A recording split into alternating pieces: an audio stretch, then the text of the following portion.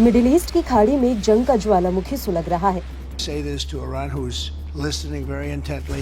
अमेरिकी राष्ट्रपति Donald Trump साफ साफ धमकी दे चुके हैं कि ईरान ने अगर गलती की तो उसे बख्शा नहीं जाएगा।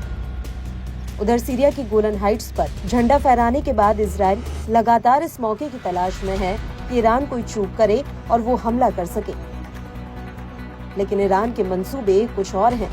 ईरान को धमकियां मजबूत बनाती जा रही हैं। इसी की बानगी ईरान के राष्ट्रीय अंतरिक्ष प्रौद्योगिकी दिवस के मौके पर दिखाई दी।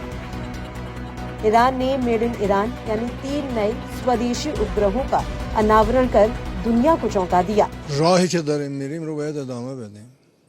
ما هنوز تا اون قله‌هایی که باید بریم باز راه داریم.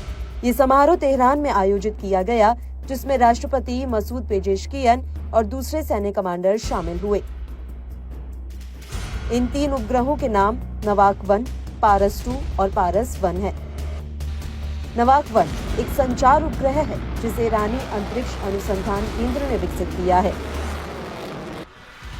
इसे जल्द ही स्वदेशी सिमोर्ग प्रक्षेपण यान से लॉन्च किया जाएगा। इसका वजन लगभग 34 किलोग्राम है, जबकि पारस 2 एक रिमोट सेंसिंग उपग्रह है जिसका वजन 150 किलोग्राम है।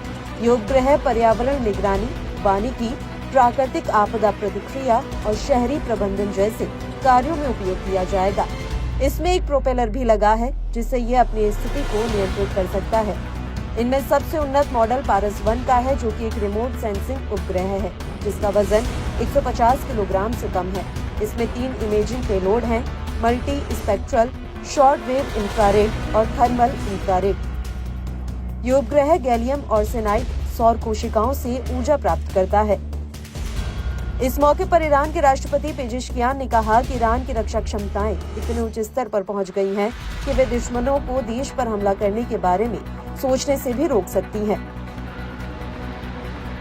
बहरहाल ईरान 20 मार्च से पहले 2 और अंतरिक्ष प्रक्षेपण करने की योजना बना रहा है।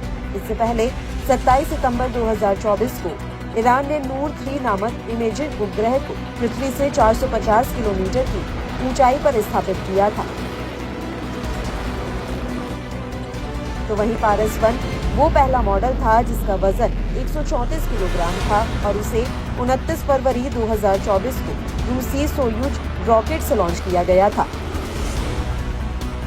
ईरान लगातार अपनी अंतरिक्ष क्षमताओं को बढ़ा रहा है और स्वदेशी तकनीक के जरिए नए उपग्रह विकसित कर रहा है।